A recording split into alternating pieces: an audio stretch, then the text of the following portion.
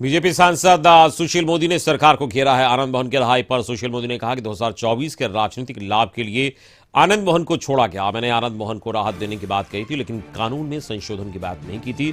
सासाराम हिंसा मामले में बीजेपी के पूर्व विधायक की गिरफ्तारी को सुशील मोदी ने गलत बताया। उन्होंने कहा कि जवाहर प्रसाद तो उस जुलूस के साथ थे जिस पर हमला हुआ था। घटना 1 महीने पहले हुई थी और अब कार्रवाई हो रही है।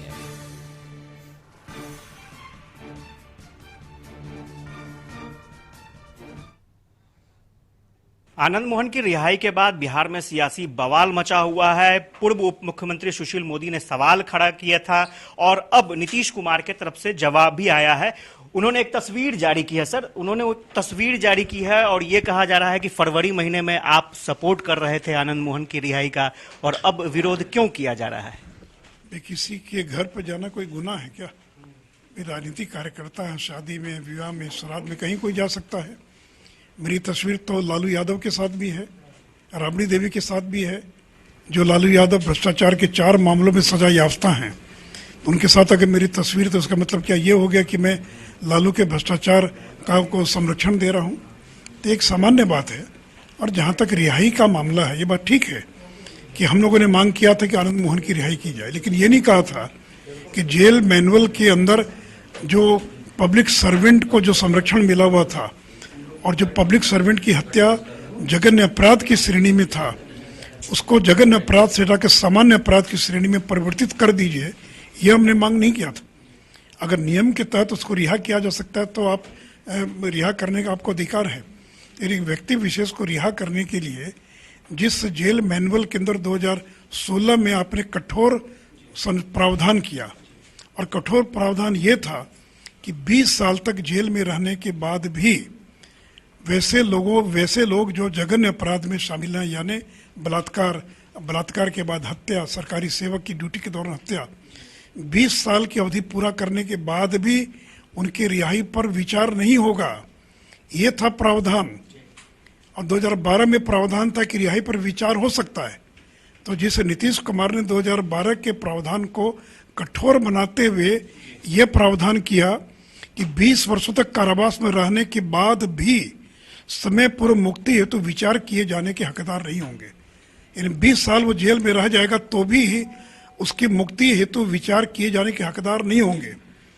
और आपने एक सेक्शन हटा दिया सरकारी सेवक की हत्या जैसे जघन्य मामलों में, और करें कि आम और खास का अंतर खत्म कर दिया। क्या सरकारी कर्मचारी आम आदमी है?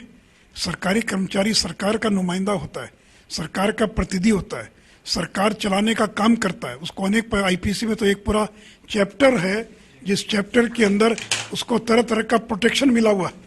तो आप एक पूरा का पूरा चैप्टर है, चैप्टर 10 और 353 है सेक्शन, जिसमें अगर कोई व्यक्ति सरकारी दफ्तर में जाकर काम में बाधा पैदा करता सरकारी काम में, तो गिरफ्तारी का प्रावधान है। तो आईपीसी में 1 दर्जन प्रावधान है कि सरकारी सेवक के काम में कोई बाधा पैदा करता है, कोई इसको धमकी देता है, तो उसके अलग से प्रावधान किया हुआ है।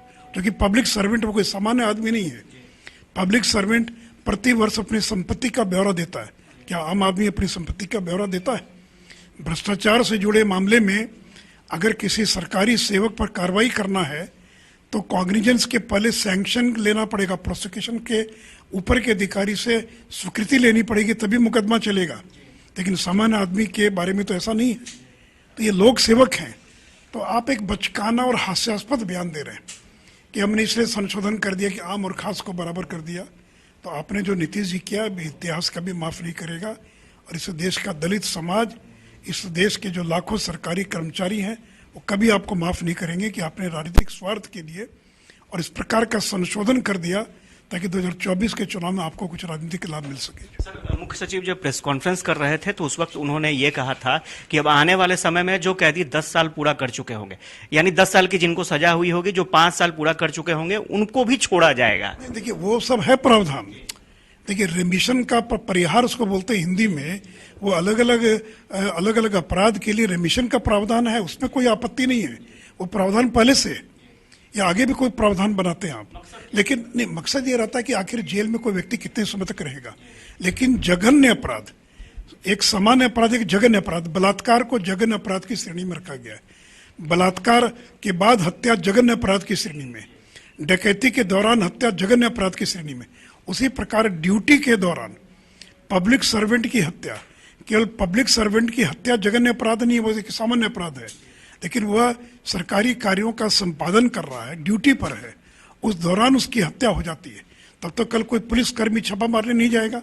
रोज आए दिन अखबार में आता है कि पुलिसकर्मी पर हमला हो गया, तो उसको प्रोटेक्शन मिला हुआ है कानून का, क्योंकि वो सरकारी कर्मी है। तो इसीलिए परमिशन का अधिकार है सरकार को, लेकिन एक व्यक्ति विशेष को छोड़ने के लिए जो जघन्य अपराध था उसको आपने सामान्य अपराध में परिवर्तित कर दिया अपने राजनीतिक स्वार्थ के लिए। तो इसलिए हमने मांग किया था, लेकिन हमने ये नहीं कहा कि आप जघन्य अपराध को सामान्य अपराध में परिवर्तित करके और किसी को लाभ पहुंचा दीजिए। सर, टाडा बंदियों को भी अब छोड़ने की बात हो रही है। माले विधायक कल प्रोटेस्ट कर रहे थे अपनी ही सरकार के खिलाफ। नहीं, मुझे पूरा विषय नहीं मालूम, विषय में उस पर कोई टिक्का टिप्पणी नहीं करूंगा, क्या मामला था, क्या कानून कहता है।